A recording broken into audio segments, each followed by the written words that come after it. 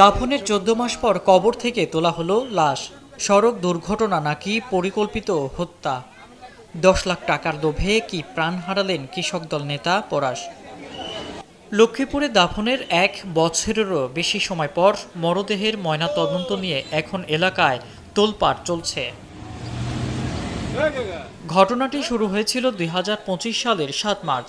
Oman প্রবাসী কৃষক দল নেতা শাহাদাত হোসেন পরাশ দেশে এসে একটি মাটি কাটা মেশিন কিনতে চেয়েছিলেন। সাথে ছিল নগদ ১০ লাখ টাকা। বন্ধু মোহনের সাথে মোটর সাইকেলে করে চট্টগ্রামের মিরসরাই যাওয়ার পথেই ঘটে রহস্যময় এক দুর্ঘটনা।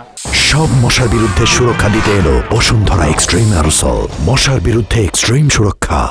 পরিবারের কাছে খবর আসে পরাশ সড়ক দুর্ঘটনায় মারা গেছেন। ময়নাতদন্ত ছাড়াই তখন মরদেহ দাফন করা হয়েছিল, কিন্তু পরাশের স্ত্রী শেফালী বেগমের মনে ছিল গভীর সন্দেহ। তার দাবি, পরাশের পেটে ছুরির আঘাত ছিল। ১০ লাখ টাকা আত্মসাৎ করতেই বন্ধু মোহন তাকে পরিকল্পিতভাবে হত্যা করেছে। এই সন্দেহের উপর ভিত্তি করেই আদালতে মামলা করেন তিনি।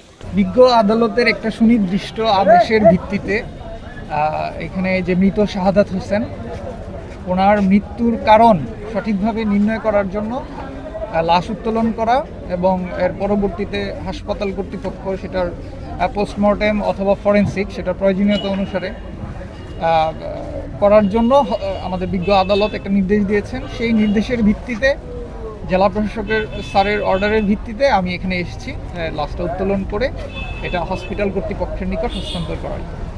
আদালতের আদেশ অনুযায়ী লাশের ময়না তদন্তের জন্য লাশ উত্তোলনের অর্ডারের ভিত্তিতে এখানে এসেছি।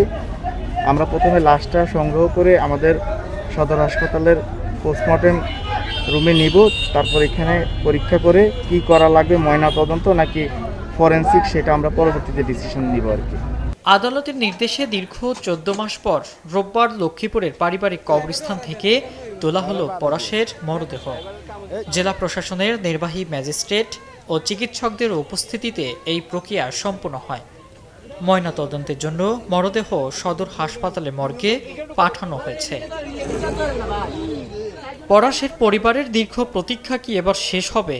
এটি কি সত্যিই সাধারণ সড়ক দুর্ঘটনা ছিল নাকি ১০ লাখ টাকার জন্য নৃশংস খুন, তা বেরিয়ে আসবে ময়নাতদন্তের রিপোর্টে।